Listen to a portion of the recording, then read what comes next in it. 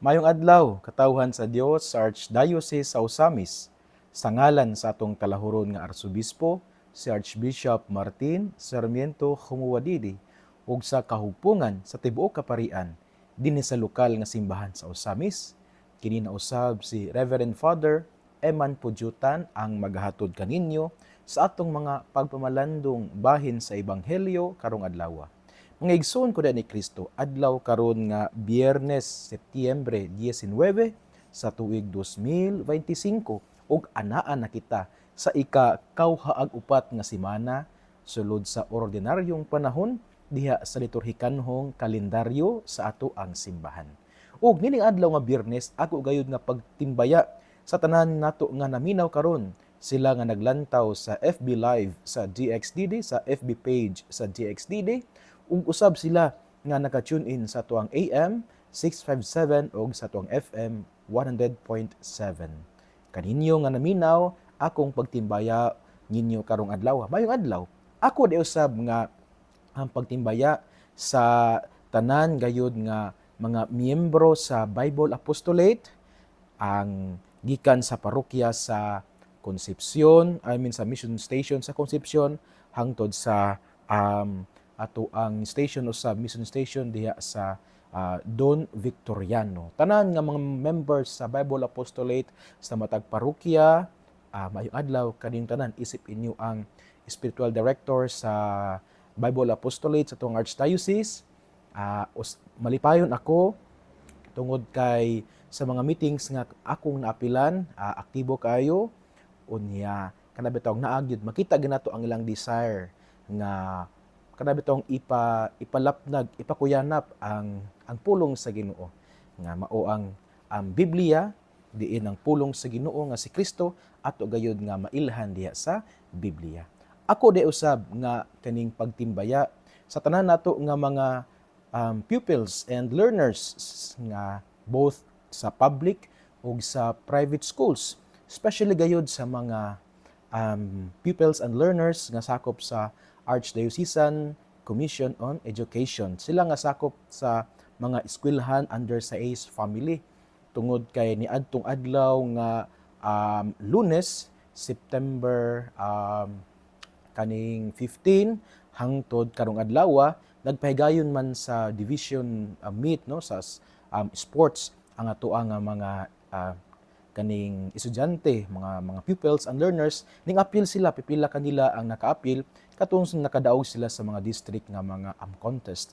Unya pipila pod niini ang gikan pod dinhi sa tulunghaan sa Bonifacio, ang St. Vincent's High School of Bonifacio Incorporated. Pipila sa tuang mga estudyante nga nagskwela dinhi ang ning-appeal sa mao nga kalihukan, ang division nga meet nga gipahigayon didto sa lungsod sa Plaridel. Ug pipila usab sa tong mga estudyante nga nang-appeal sa school press conference didto sa lungsod sa Jimenez. Busa sa tanan nga mga learners, pupils, and students nga both in public and private, congratulations.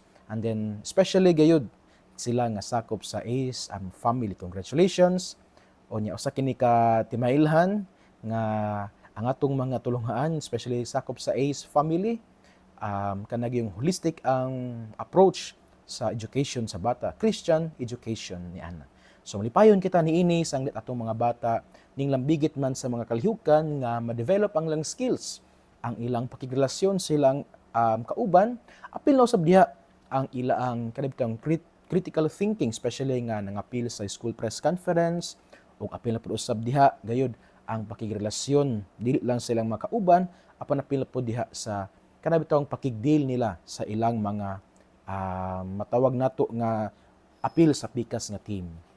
So again, congratulations. Ako di ay usab nga pagtimbaya sa tanan nga mga sakop nako sa ang tanan nga sakop dinhi sa parokya ni Senyor San Vicente Ferrer sa lungsod sa Bonifacio, labi na gayud nila Nanay Bebe Lubitanya, nilang Nanay Bita Bertulfo, nilang Nanay Inday Pagubo, nilang Kuya Oscar, uban siyang asawa si Ate Ibib, Genevieve Yuag, nilapod nilang Nanay Belen Torillo. Sa tanan gayud nga sakop sa nga sila nga sakop usab sa parish mission team, pinanguluhan ni Sir Gerard Marsala, mga laiko ministro, mga katikista, mga Knights of the Altars, mga Marians, tanan nga sakop, mga lectors, especially sa mga lectors, mayong adlaw, kaninyong tanan. Especially pag yun nga sila nga nag-share gayud o nag-comment sa ato ang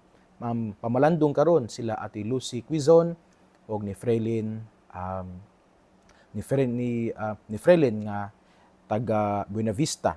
So again, maayong adlaw kaninyong tanan. Mga igsuon ining adlaw nga Biyernes arita sa ato ang ebanghelyo. Atong pagkakatluon sumala sa ebanghelyo ni San Lucas. Himayaon ikaw o Ginoo.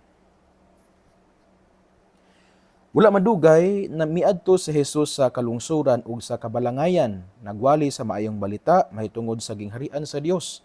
Mikuyog kaniya ang napulog duha ka tinun-an ug pipila sa mga babayi nga naayog gikan sa daotang mga espiritu ug sa mga balatian.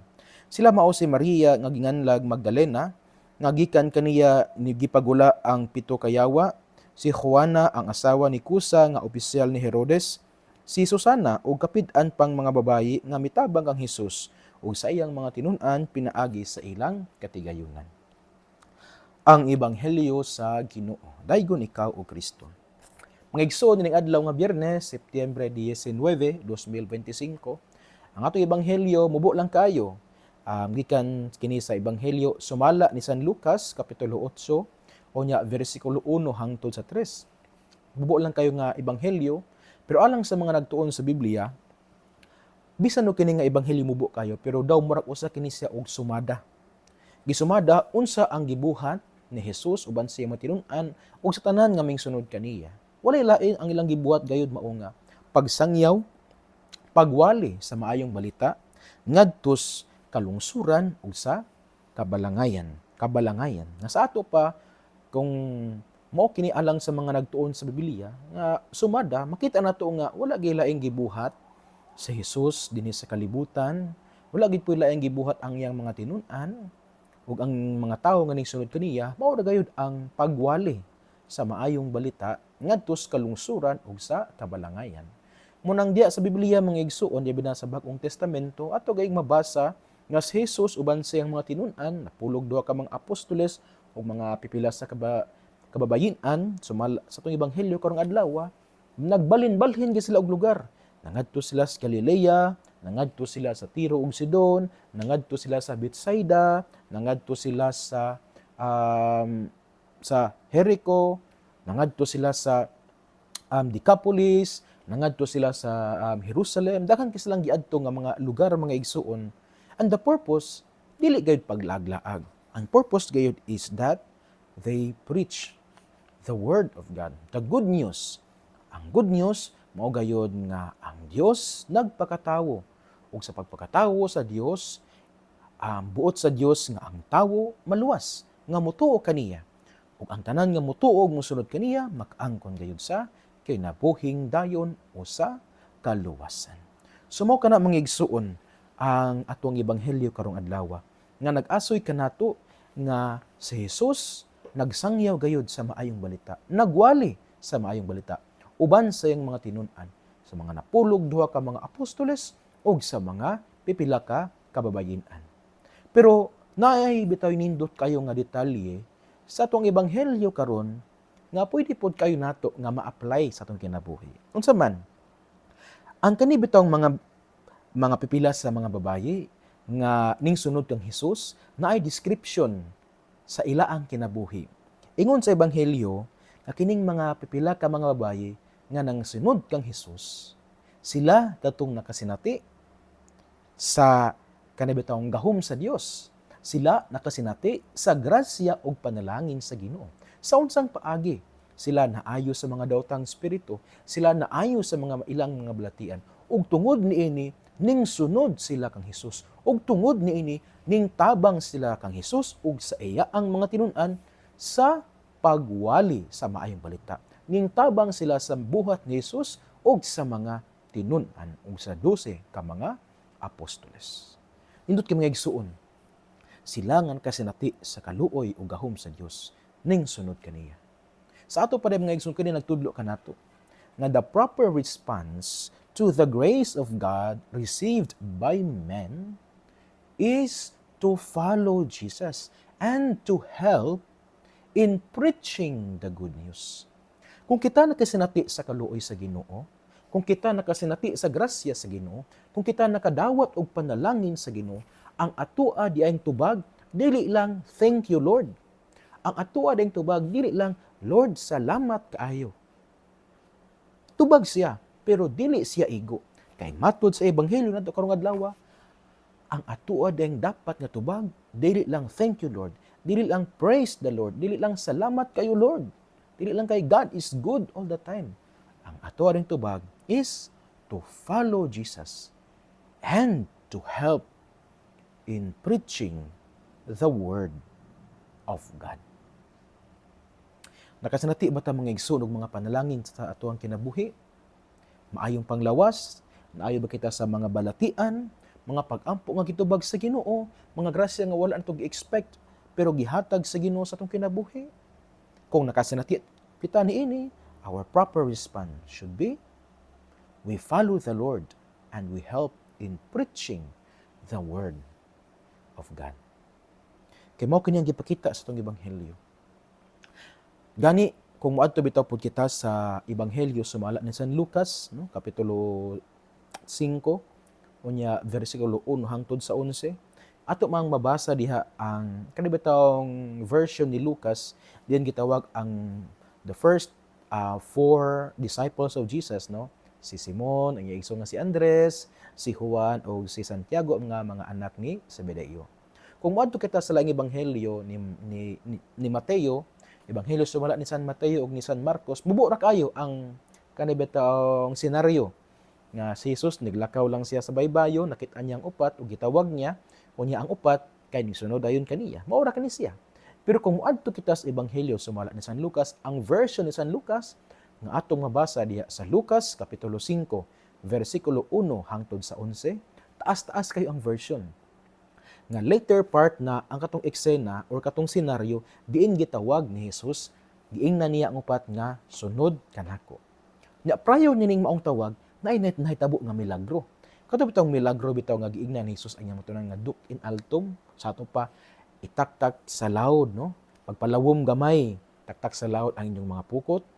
Unya gumikan ni ana sila nga wala nakakuha og mga isda sa tibuok gabi pero sa pagsunod nila sa mando ni Jesus nga ipalawod gamay ug itaktak ang mga pukot, nakakuha sila og daghan. Ug gumikan niini sa paghagit sa pag-ingon ni Jesus og sunod kanako sila ning sunod gayod kaniya. So sa ato pa, ning sunod sila kang Jesus because nakakita sila sa milagro sa Dios, nakasinati sila sa gahom sa Dios ug ang ilang response upon witnessing this the power of God, the power of Jesus, sila ning sunod gayod sa Ginoo. The same idea atong makita sa atong ebanghelyo karon. These women experienced God's mercy, God's power, God's healing. And so they followed Jesus. They followed Jesus and helped in preaching the Word of God. Ngigsuon mo kini ato ang response. Kita gayod, kana bitawng kung nakasinati kitag panalangin, mosunod gay kita sa Ginoo. O moabag, mo tambayayong, mo suporta diya sa mga kalihukan sa ato ang simbahan. Dili kita mahimong spectators, dili kita mahimong audience lang kita, apan kita kinahanglan na mo involved kita, mutabang kita, mutambayayong kita sa maong mga kalihukan. Sa ato nang nahibaluan, no, nga kita next year magsaulog minta sa ato ang Diamond Jubilee Celebration. Meaning to say nga next year mahimo na kitang 75 years na kita isip local church. Unya gumikan ini natay daghan kay mga kalihukan nga gipangandaman. Nang hinaot kita or nang hinaot kami inyong mga kaparian uban usab sa tuang halangdon nga arsobispo nga kita mo suportan ini, nga kita mo tambayayong ini, nga kita mo involved nining maong mga kalihukan. Tungod kay kitang tanan nakasinati mas grasya sa Ginoo. O kita isip usa ka lokal nga simbahan, nakasinati kita sa grasya sa Ginoo. 75 years na kita nga nakasinati sa mga panalangin, the faithfulness of God. And so, our response should be, we should get involved. Mo participate kita, sinudal. Mo appeal kita, mo lambigit kita ni ining maong mga kalihukan. Hinaot na kitang mga katawhan sa Dios dinhi sa lokal nga simbahan sa Osamis, dili lang kita spectators, dili lang kita audience. Much more, no, dili unta pod kita mga hindrances ni ini. Dili kita mo reklamo, dili kita mo bagulbol, dili kita mo say gayongo, mauning mo ni mauna, dili. Let us be involved. Why?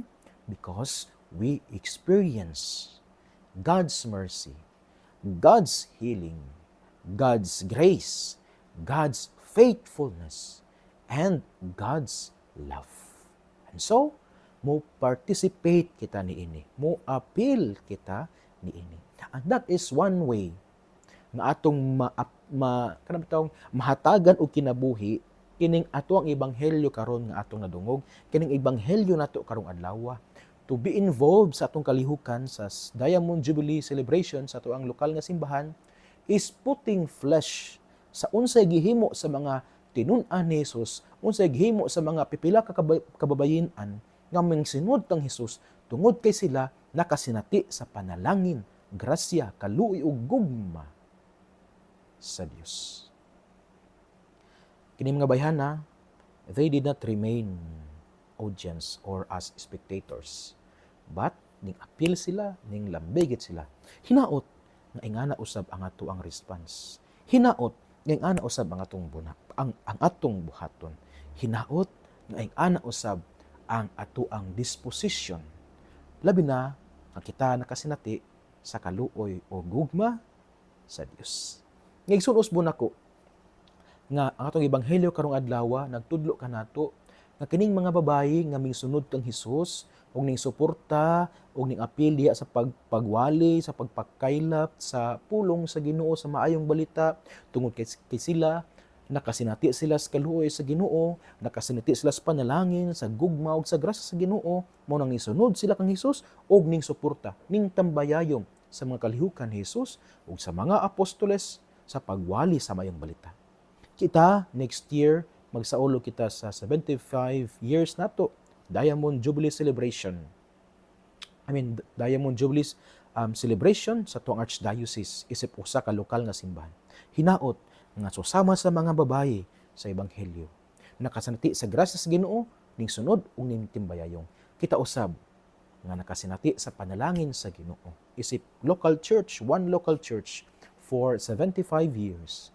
Hinaot nga kita moapil, mutambayayong, makiglambigit ug atong likayan ang pagka-spectator or pagka-audience. Atong likayan ang indifference.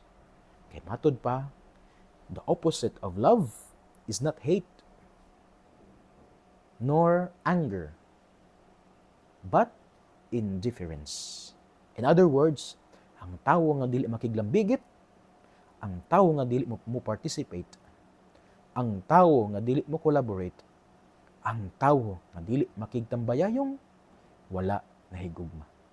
Kay ang tawo nga nahigugma, makiglambigit, mutambayayong, muapil, mo participate. Ngigsuon, dinhin na lakukutob sa atong pagpamalandong sa atong ebanghelyo karong adlaw. Atong hinumduman nga maayong balita, nga ang maayong balita mao ang pulong ni Hesus, angay ginatong paminawon, pamalandungan ug dad-on diha sa atong mga pag-ampo ug paningkamutan nga puy-an diha sa atong kinabuhi. Kay bulahan kayo ang tawo nga naningkamot nga magpuyo sa mga pulong ni Hesus. Sama siya sa usa ka kahoy nga gitanom daplin sa sapa kansang dahon dili kayod malaya ug tiempo sa timbunga siya mohatag og mamaayo ug daghang mga bunga. Amen. Before kumuhatag sa final blessing, natay ipahibalo gamay no nga sa mando usab sa tong arsobispo nga sugod karong adlaw taman sa Oktubre 30 no sugod karong sugod kaghapong adlaw September 18 o Unya hangtod karong October 30, atong i-appeal sa atong mga pangamuyo sa katilingban, no, atong iampo ang atoang mga government leaders o mga elected officials nga hinaot likayan nila ang korupsyon ug nga hinaot unta nga ihatag nila ang proyekto sa katawhan aron nga masinati sa tanan ang kaning gitawag na tuog ang kalambuan. So mo kini ang hangyo sa tuang arsobispo nga atong iampo ang atuang mga magbabalaod ug tanang mga elected officials nga magkinabuhi subay sa katarong, hustisya ug moalagad sa kinasingkasing, likayan ang korupsyon ug ihatag sa katawhan ang mga proyekto aron mahayahay ang kinabuhi sa ilang gisaaran nga alagaran. Ampo kita sa Ginoo. So again, mga igsuon, nagsugod kaghapong adlaw, September 18 hangtod sa October 30. Ato nga iampo, no, sa intensyon sa mando sa tuang arsobispo, atong iampo ang atoang mga magbabalaod o ang atoang mga officials, elected officials, nga magkinabuhi sila sa katarong, hustisya, o moalagad nga kasing-kasing, o ilang ihatag ang proyekto sa tanang katawhan aron nga masinati ang kahayahay nining mga tawo nga gisaaran nila nga ilaang alagaran. So again, ato kining iampo tungod kay mao kini ang hangyo sa tuang arsobispo, mao kini ang intensyon sa tuang arsobispo. So sa matag misa nato ato ning iampo. Sa matag rosaryo usab nato ato ning iampo. Ang banay nga mag-ampo, mag-rosaryo matag gabi, hinaot nga kini usa sa mga inyo ang mga intensyon nga iampo ang atong mga elected officials o mga lawmakers, mga congressmen nato nga magkinabuhi sila subay sa katarong, hustisya o pagpangalagat nga kinasingkasing ug ihatag ang mga proyekto ngadto sa tanan. Kay sayod kita, no, sa nitabo sa atong nasod Pilipinas karon mga panahon na, no, kaning mga anomalies sa mga project, especially sa mga flood control projects nga dagko kayo ang mga budget bitaw. Unya sa report is completed na pero kung moadto sa site sa project wa gyud bisag usa ka kanabitaw bisag paglampas na lang wa gyud tag-as kay mga sagbot. Nanay uban nga completed naagi ang proyekto pero substandard, walay kabilya. Usik bitaw kay ang kwarta nga gamit sa katawhan. Nagikan gid po na sa tuang mga buhis. So again, we pray for them. We pray for our government leaders, for our elected officials, for our lawmakers, our congressmen, our senators. Kahinaot unta likayan gid ang korupsyon. Kay kung anay cancer karon sa atuang nasod, mao gining korupsyon. Mao ni ang mas gilngig pa sa baha ang korupsyon. Kay ang baha mo hupla, mo mawala, pero ang korupsyon magkadugay, magkataob hangtod kitang tanan maglisod gayud kita. Mga igsuon uban sa pangiliya sa tong mahal nga inahan, kagisangpit natong mga misamisnon nga berhen sa kuta, ang Dios unta magapanalangin kaninyo kanunay sa ngalan sa Amahan ug sa Anak ug sa Espiritu Santo. Amen. Mag-amping, maayong adlaw, ug kay Dios les siempre bendiga.